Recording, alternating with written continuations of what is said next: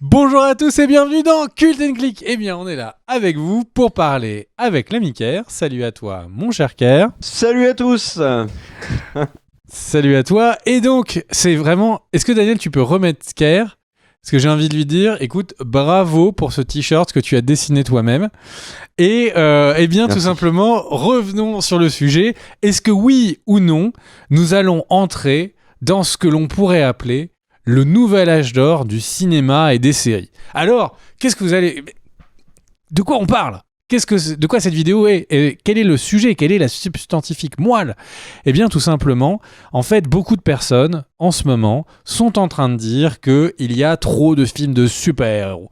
Il y a beaucoup de gens qui sont en train de dire, tout simplement, qu'il y a un poids, qu'on ne fait que des suites, qu'on a l'impression de voir vraiment... On est dans une période qui est un petit peu l'après âge d'or, l'âge de création, et que les studios ne prennent plus aucun risque et que donc on tourne en rond. C'est vrai, ce serait vrai d'après ces personnes, à la fois sur les films mais aussi sur les séries.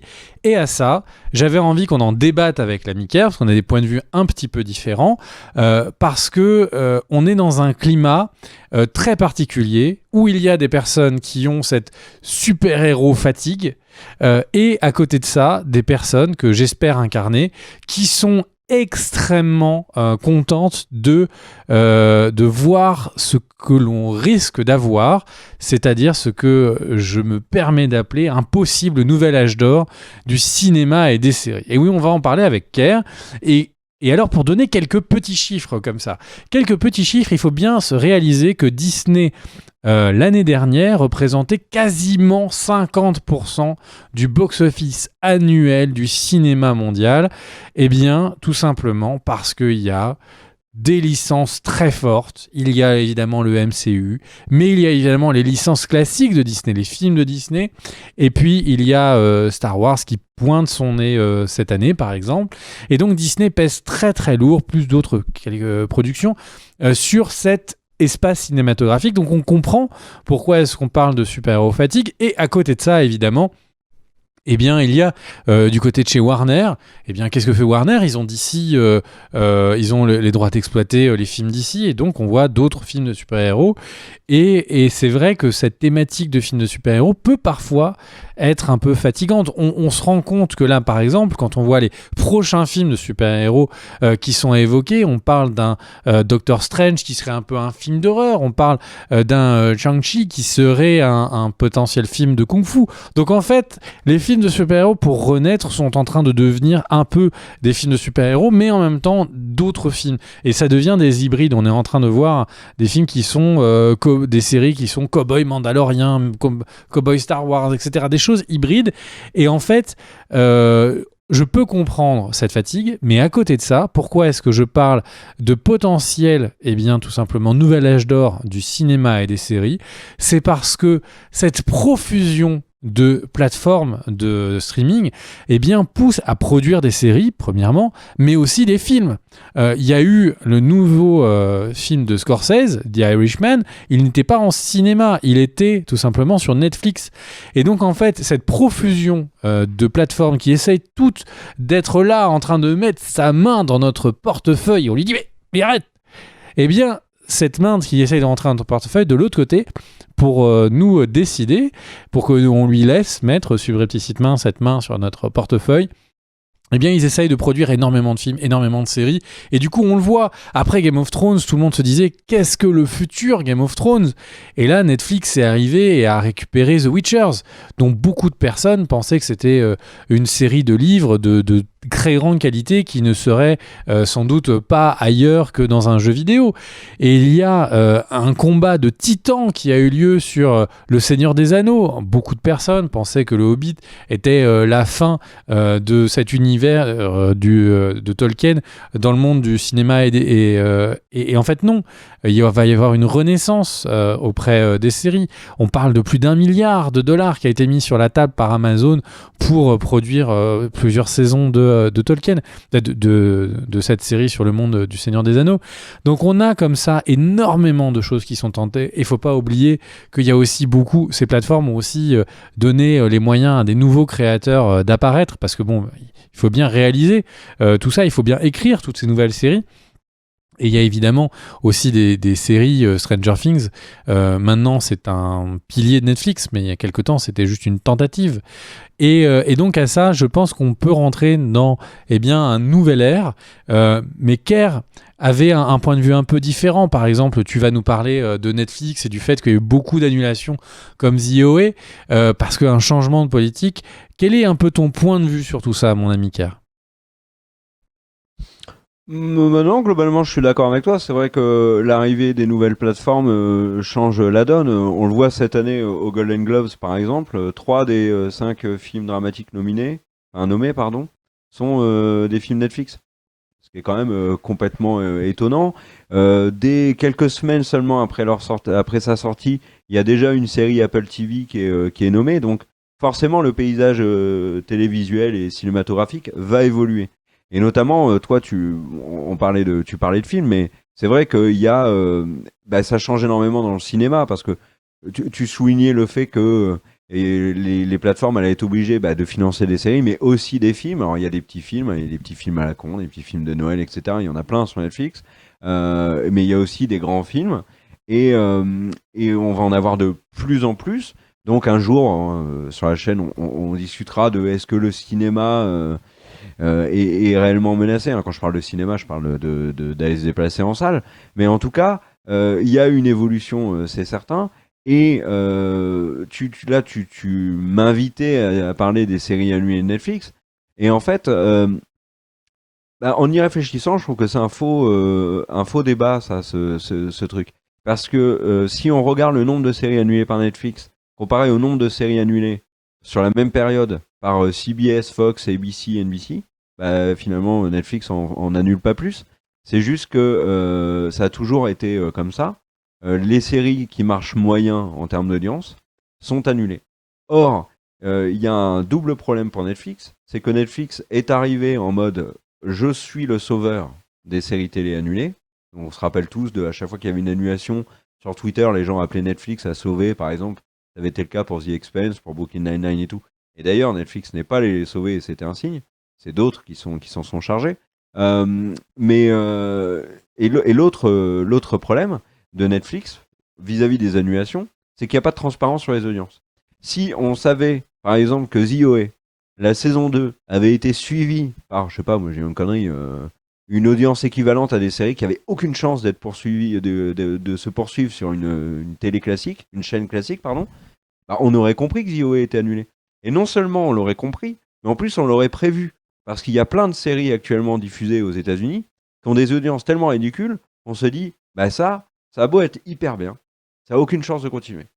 Et The OA était peut-être en termes d'audience dans le même cas de figure, sauf qu'on n'en savait rien. Et du coup, ça a créé un problème où on a le public qui s'énerve sur Netflix quand il y a des annulations qui paraissent surprenantes. Donc voilà, mais je te rejoins, il va y avoir forcément une évolution majeure dans le monde de la série et du ciné. Et un truc qui, moi, me frappe vraiment en ce moment, c'est qu'on en a vraiment beaucoup de séries et de films. On a beaucoup, beaucoup de mal à suivre. Et en effet, il faudra faire des choix, etc. Bon, j'ai envie de dire, c'est la même chose à la télévision aux États-Unis, parce que la manière de fonctionner aux États-Unis, c'est tous les soirs, vous avez sur chaque chaîne, vous avez trois séries à peu près. Donc ça fait forcément, vous devez choisir, vous pouvez pas tout voir.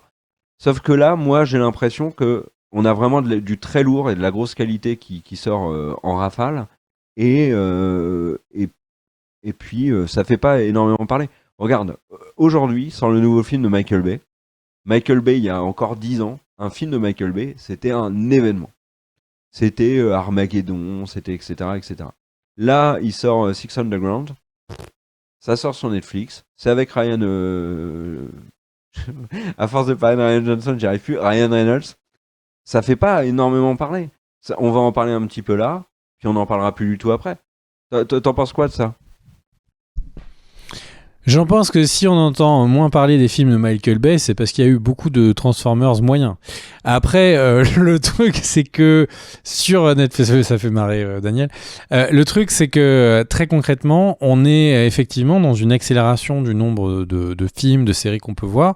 Et du coup, ça a des effets géniaux qui sont que si vous adorez les séries de science-fiction, eh bien, par exemple, vous pouvez vous faire une année entière de séries de science-fiction et avoir l'impression qu'autour de vous, il n'y a que ça. Et en même temps, le défaut, c'est combien de personnes autour de vous vous disent « Ah, il y a cette série qui est géniale » et que vous n'avez jamais, et vous n'aurez jamais le temps de la regarder. C'est vraiment le problème de ce côté un peu culture de la consommation, avec beaucoup de choses qui seront peut-être des chefs-d'œuvre, mais dont personne n'entendra parler et qui, du coup, comme beaucoup de chefs-d'œuvre, devront ressortir parce que les années leur rendent hommage. Je pense par exemple au cinéma à un film comme Fight Club, qui a été un four total quand c'est sorti au cinéma et quand c'est sorti à l'époque, du coup, dans votre club de location de films et VHS, si vous vous souvenez de ça. Et ça a été un four complet. Et c'est en fait avec le temps que c'est considéré comme un chef-d'œuvre. En tout cas, que je le considère comme un chef-d'œuvre. Et d'autres parmi nous, j'espère que vous faites partie de ce club. Mais si c'est le cas, première règle, il faut pas le dire. Et deuxième club, il faut pas le dire. Et le truc, c'est que très simplement, je pense qu'il faut faire attention à ça, à ne pas laisser passer des chefs-d'œuvre, essayer de ne pas faire que regarder les plus gros blockbusters, parce que sinon on aura effectivement cette concentration. Mais en même temps, j'ai envie de dire, dans les années 90, tout le monde se plaignait d'avoir une palanquée de films catastrophes et qu'il y aurait plus que ça au cinéma. Et en fait, cette mode, elle est passée.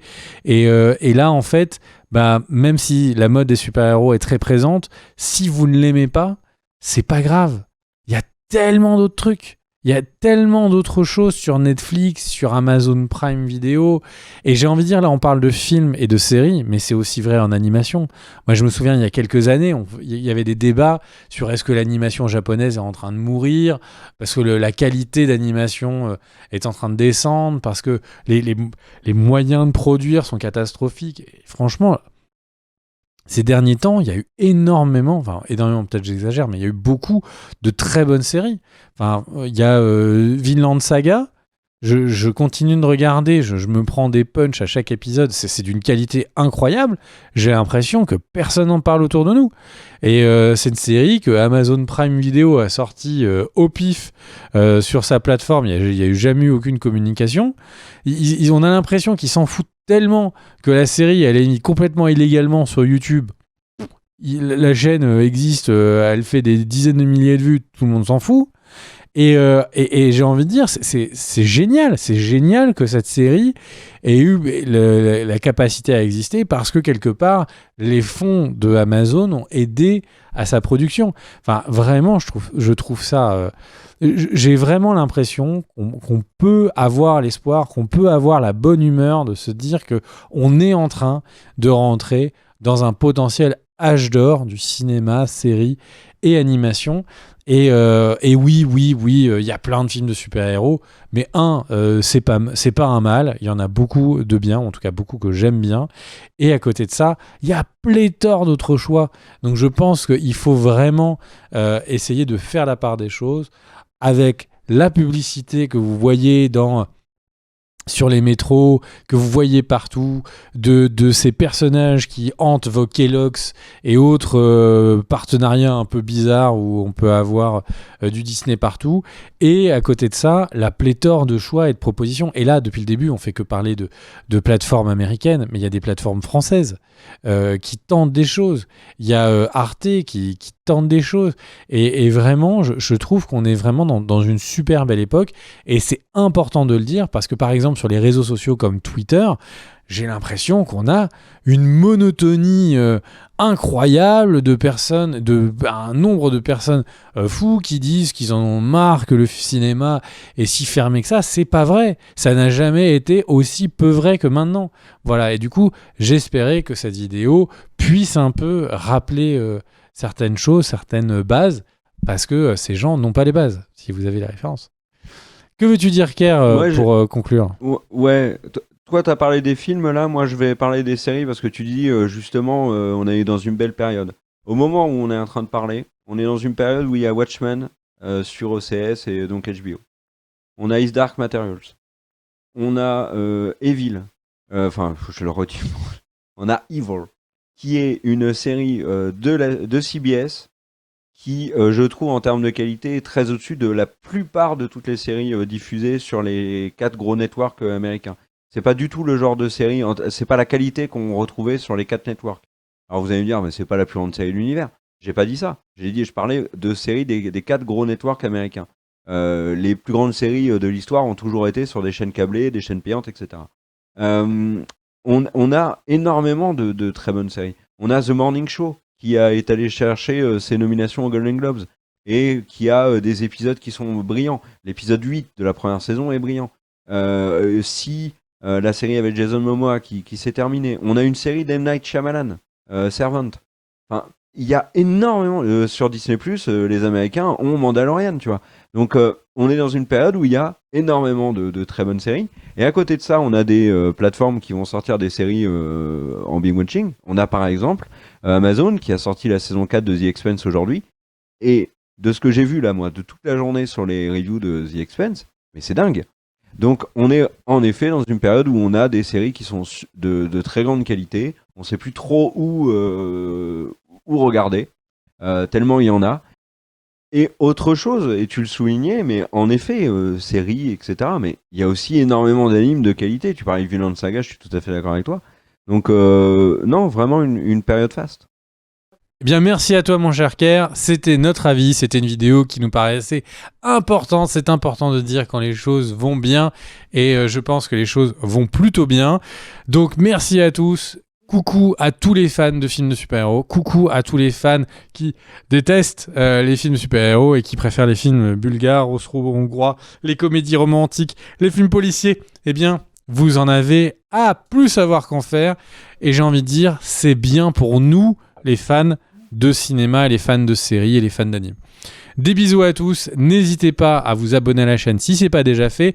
Merci, un grand merci à tous les tipeurs, parce que là, cette vidéo concrètement avec Kerr chez lui, moi sur le plateau, Daniel qui fait la réalisation, sans les tipeurs, elle n'existe pas. Voilà, donc merci à eux et merci à tous pour votre soutien, même ceux qui mettent juste un petit like, un petit com. Merci à tous, merci d'avoir regardé cette vidéo. Ciao, des bisous, à la prochaine. Ciao, ciao.